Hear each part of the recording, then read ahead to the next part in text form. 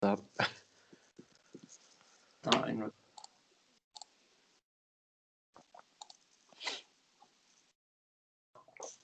You Skyping, yes. Cool, so that's it started. This is Non-Stop Wrestling Chat, the NWC show. This is episode 2, so still quite new. This is Dan, so Dan, you want to introduce yourself? Yeah, I'm DWE, Dan, make wrestling content and a lot of other content on my channel as well. I know, man, I seen that you were making some football content, so I hate football, but I caught one of your videos after I was watching a wrestling one. I ended up watching it, and I started watching football again. 2 matches or something, I was like, bastard, why did I get back into it? Like after 90 minutes, I'm like, what did I watch? This is pretty boring. Yeah, so the first question we always ask is, what got you into wrestling? What's your earliest memory? What got you into it? Right, my story is quite interesting actually, because a lot of people, they watch it when they're kids now, especially people my age. But they always fall out of love it because the reason why it was fake, that when they find out that.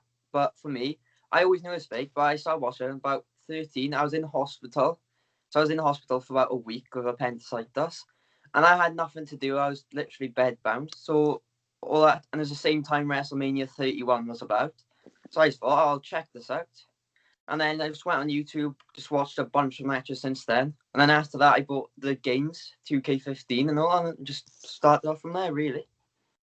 It's a pretty cool story, man. Like what you say is, like, for me, I was 5, I was walking by a TV, and I think Monday Night Raw or something was on, or like a VHS tape, which shows you how old I am. So I just sat down and watched it for like a 2-hour, 3-hour show. And then I've just watched it every day since then. Like, I've just fell in love with it since then. Like I said, I started training and stuff like that. But that's a different way to get into wrestling. Like you said, a lot of people are kids, and they'll be like, "Oh, like what I just said, just start watching it." Then they realise it's fake, and they just kind of get turned off from it. But yeah. So obviously, you make wrestling content and other kind of content. What keeps you motivated about making content about wrestling? Because sometimes it can be hard. It can be tough when there's like a bad show on, but for me, it's just enjoying, and like we're in lockdown, there's nothing else to do, and it keeps you active, keeps you productive, and people like it. There's a bonus then.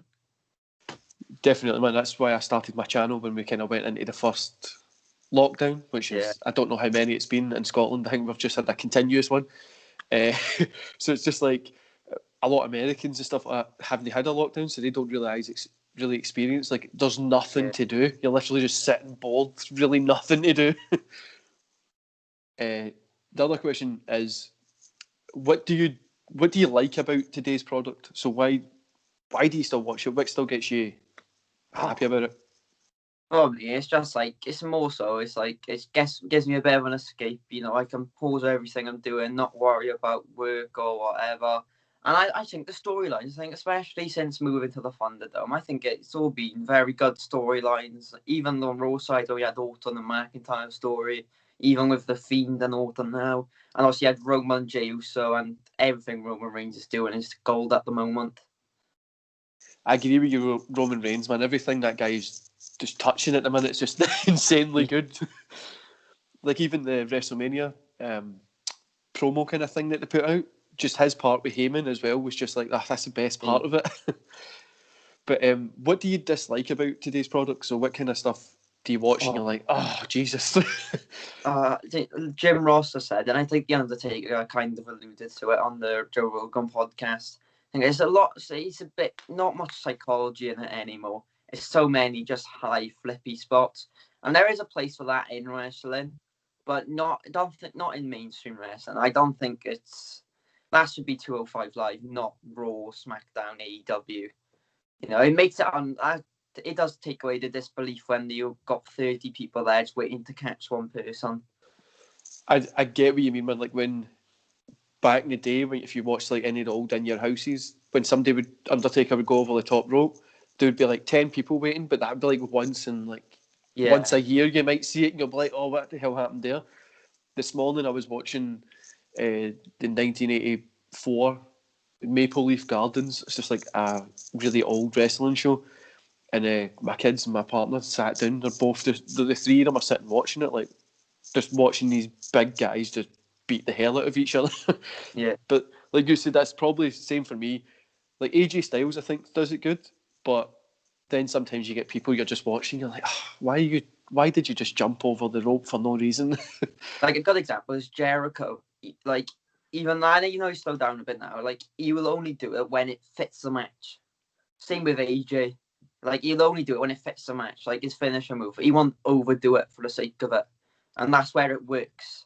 Whereas if you have like a Ricochet, I know that's his thing, but or like the Casey Catanzaro on NXT when she did that ridiculous move, it looked cool, but there's no need for it. She could have just done a splash and won, and it takes away then.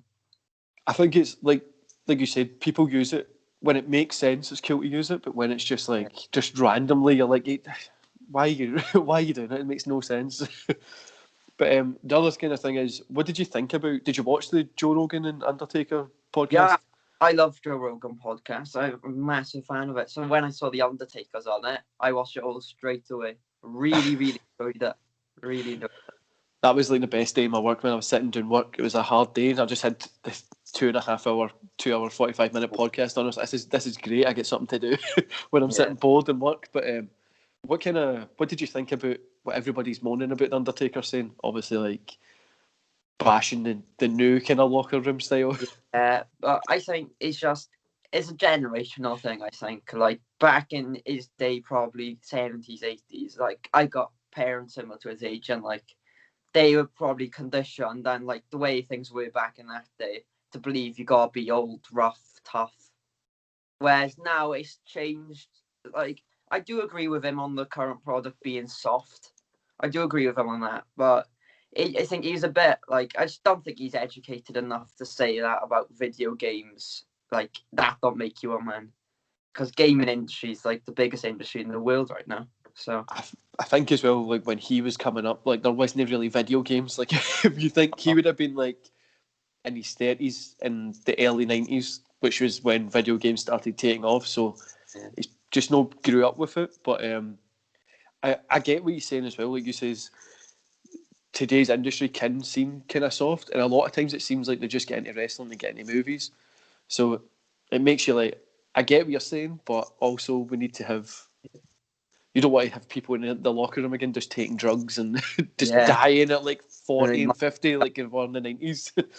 One thing I did agree with him on, though, is that he did say something, which I think has gone under the radar. He said a lot of superstars lack ambition. They're like, right, they made it to the WWE. That's it. Where I'd be thinking, if you're WWE, AEW, you got around 1 million, 2 million people watching you every week. Surely your ambition is to go higher then from that and not just stay at that level. Like, even if it is breaking into movies like Cena's done and Brock, even if it's something like that, the bigger you are, even if you go outside from WWE, it all links back in the end. So it all does help the product. So I do think superstars do need to be a bit more ambitious, really go out there after just getting to the top of WWE. I think the exact same, man. Like, if even in business life, I see people that get to their goals and then they just sit there, they don't do anything. Like, I'll never achieve my goals because it's like impossible to achieve them, because the minute I hit one, like the next one's just so far away. Well, and it's like I think WWE just need to enforce that as well. Like, so if you're become the world champion, right, cool, what's next? You need to set up a like personal branding. What do you think about, so kayfabe used to be a big thing back when I was younger, and when I was doing wrestling training, it was still a thing. So they used to make you would go to a whole day's wrestling class from like 8 o'clock in the morning till about 5 at night, and it would make you do like 2 hours of cardio. So people would be being sick, they'd be like crying, leaving, just walking out. Like there was nowhere to get changed. You had to get changed in front of all these wrestlers and stuff like that, and it was intimidating. But nowadays, like, they've got changing rooms. It's all clean.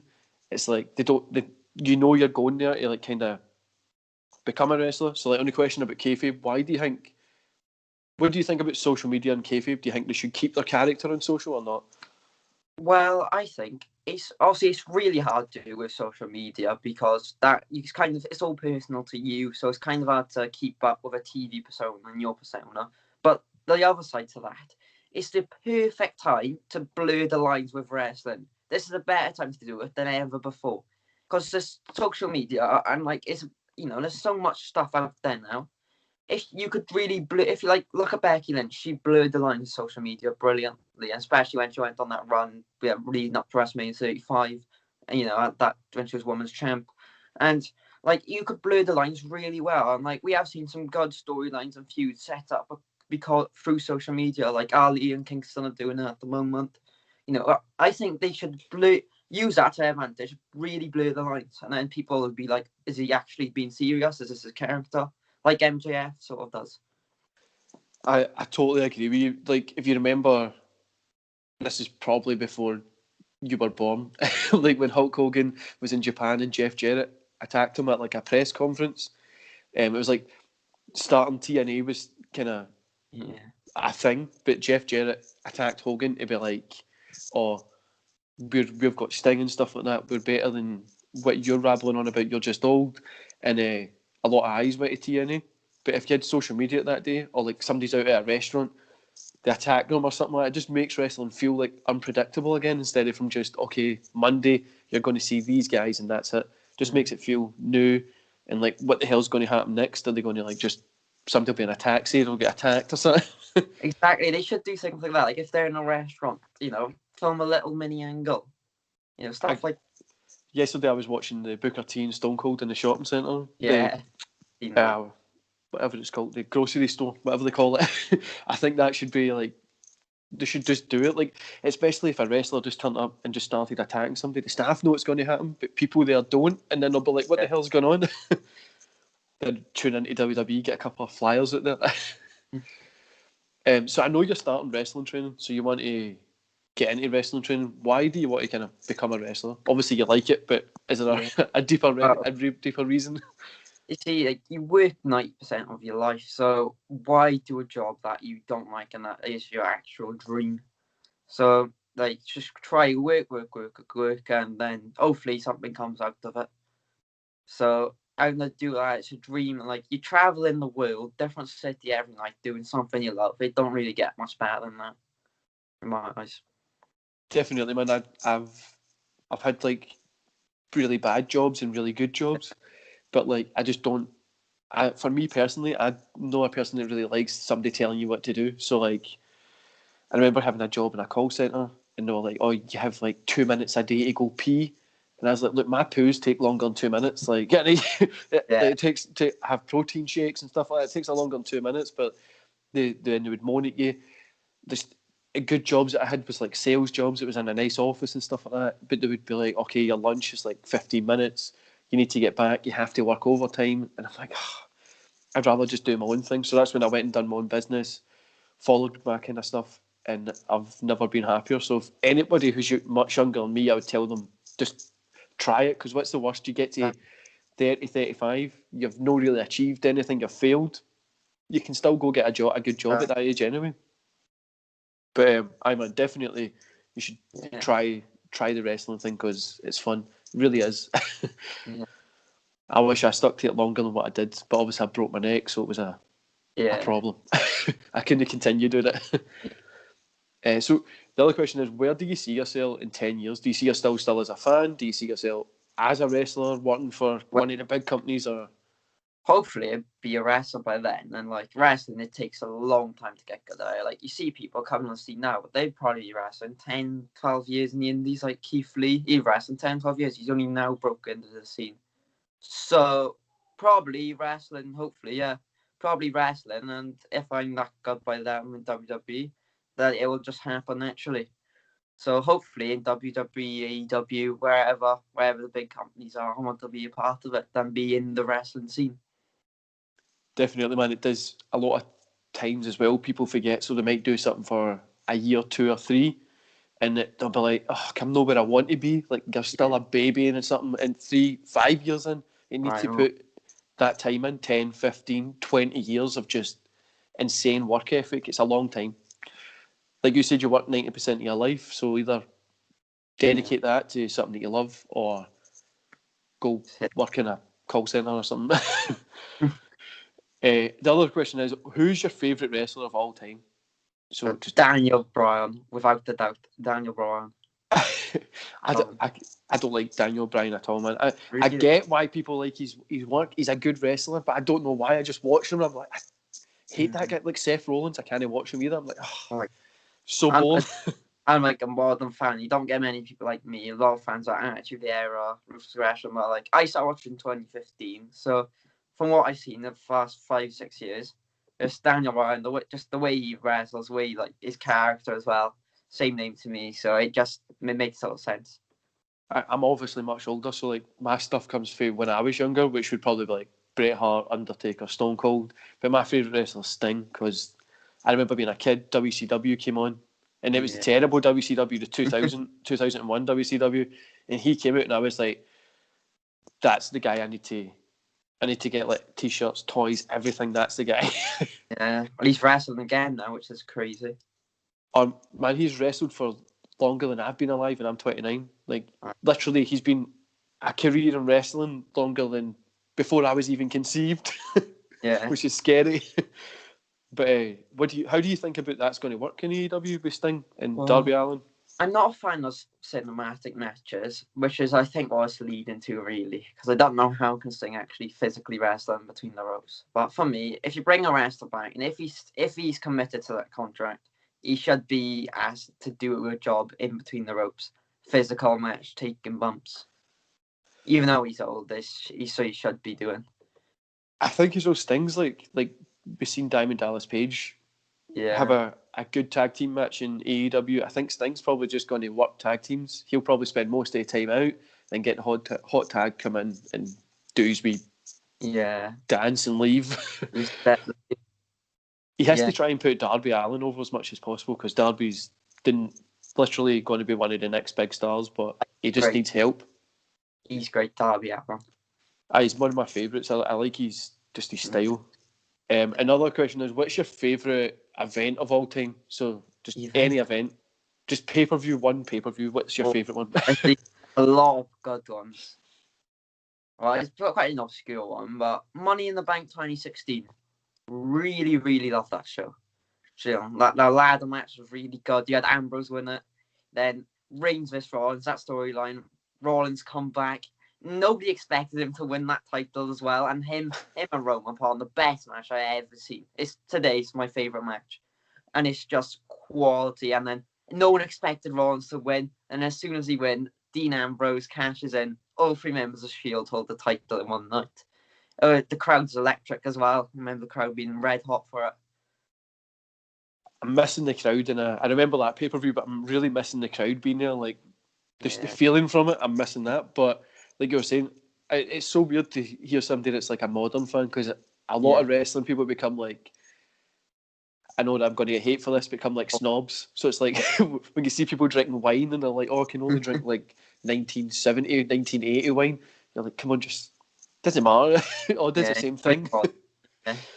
But for me personally, it would probably be like, again, back in 2000, 2001, when I was a kid watching wrestling. So Royal Rumble 2000, things like that is my favourite kind of events. Or No Way Out 2000 with the Cactus Jack Hell in a Cell thing, because I remember thinking that he literally died. And where do you see the product going in the future? Do you see AEW being here for like a WWE run, like 20, 30, 40 years? Do you see WWE maybe breaking down into like NXT doing their own thing a little bit more and stuff like that? It's very hard to predict, because everything can change so quickly. Like, look at UFC. UFC wasn't that big until about 10, 11 years ago. And then it's going strength for strength to strength. It's like any business. You go through boom and bad periods. And at the moment, in terms of like viewership, probably bad periods. But like, it'll only take a couple of larger than life people who's actually really good wrestling fans, and they come into wrestling and they just break into mainstream and like change the game. So all it takes is a couple of people. With AEW, I think it's always going to be around like WWE, but I think probably not for a while yet. I think it'd take longer than what people think for it to match WWE's ratings and how big of a brand WWE is. And because WWE right now, they're going for that $1 billion market. Everyone, kids, adults, family, that family market. So that takes a long time to do, and that's why it's probably been quite stale for a couple of years. Because to go from where they were to PG, and then they got like kind of level it out so they keep the adults interested. that will take years. So I think it'll level out a bit. I think it'll go back up, but I don't think it'll ever get to the heights of the Attitude Era. But I can definitely see it going back up to maybe 5-6 million viewers. Definitely. I think what a lot of people forget about the Attitude Era, there wasn't social media, and the people who had internet was like rich people. Like normal people just couldn't afford internet because it was like hundreds and hundreds of pounds. So like we're not going to get that. I would love to see like viewership ratings of when they upload Raw to the network, because that's like a month later. Like, are people still watching it a month later, or like obviously you're saying like, well, most people, when you'll see on Twitter, I know you'll probably see it as well, when people are like, oh, Raw done like 1.2 million, and it's like, but all the streaming services, they record it, watch it later. For us in the UK as well, it's like on so late at night, so people probably watch it the next day, or when they replay it is like a couple of days later. So it's like, what gets added in? Do you know what I mean? Like it might take 2 weeks before you get the full ratings, instead of from just like, oh, AEW is terrible for us in the UK. Like ITV have got it at a terrible time. Got it. So far. They do the mad replay show as well, which is just, that's on at like midnight. You're like, why are you doing it? Just put it on at a normal time for us. Another question we always like to end the podcast in: if you could pick a time to go wrestle at, any time you became a big professional wrestler, any time in history, and have one match against somebody, who would it be? I've always said Daniel Bryan would be my dream opponent to wrestle, but if you go at any time, you have to go probably Attitude Era wrestle, like someone like Kurt Angle or Stone Cold, Undertaker. A big match like that, the height of WWE, and like it's wild back then. Some of the stuff they did, they would never get away with now. Wild time. Yeah, man, I remember being in school and doing the X-Pac kind of circuit kind of sign. People were doing that, and they banned you from doing it. You couldn't stunner people or anything like that. it was weird, but everybody watched it, so it was a cool time. Anyway, man, that's the podcast kind of finished. So I'd like to thank you for being on. I'm going to get your links and stuff like that and put them in the description below. So is there anything you want to say before we finish the podcast? Thank you for having me on. Also, subscribe to Non-Stop Wrestling Chat, free one of the most underrated wrestling YouTubers. So definitely subscribe to him, and obviously subscribe to my channel as well. And that's all I need to say. Okay, mate, if you wait 2 minutes, I'm going to end it, and then I'll finish up after that.